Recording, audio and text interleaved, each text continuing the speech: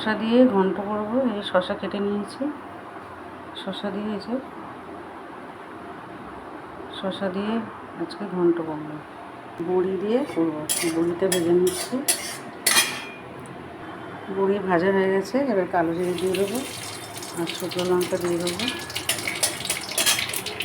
শুকনো লঙ্কা কালো জিরে দিয়ে দিয়েছি। এবার পেঁয়াজ কুচি দিয়ে একটু ভাজা করবো।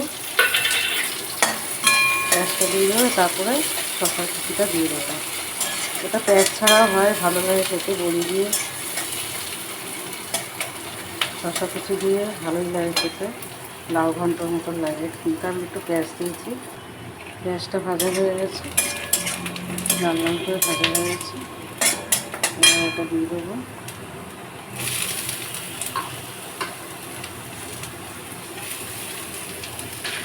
তারপরে হলুদ দিয়ে দেবো,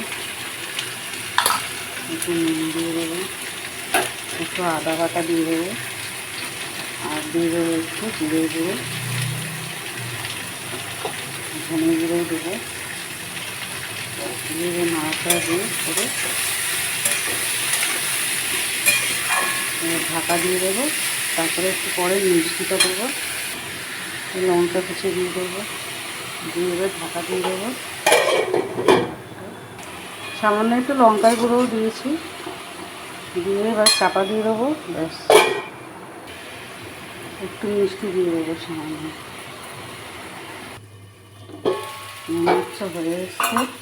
আর এই বড়িগুলো একটু ভেঙে ভেঙে দিয়েছি, একটু এর মধ্যে দিয়ে দেবো।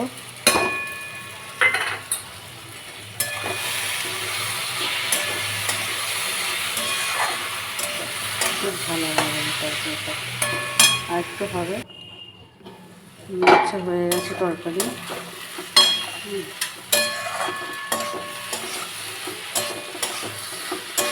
একটু ধনে পাতা দিলে ভালো লাগবে খেতে, আরও সুন্দর লাগবে। কিন্তু নেই, যাই হোক, যা ছিল এটা দিয়েই দেখাচ্ছে। এই তরকারিটা খুব ভালো হয় খেতে, মাখা মাখা হয়, যেরকম চাল কুমড়োর ঘন্ট, লাই ঘন্ট, এটাও ঠিক সেরকম।